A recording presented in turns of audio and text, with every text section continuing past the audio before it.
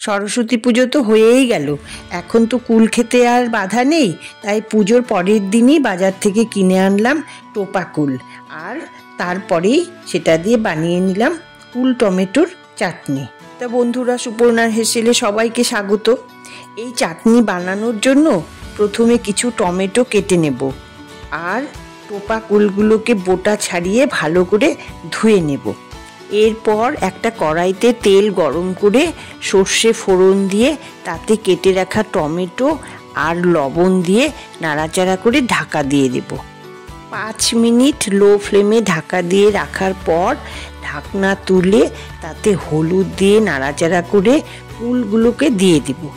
বন্ধুরা, কুলগুলো দেওয়ার সময় ফাটিয়ে দিলে চাটনিটা মাখা মাখা হয়।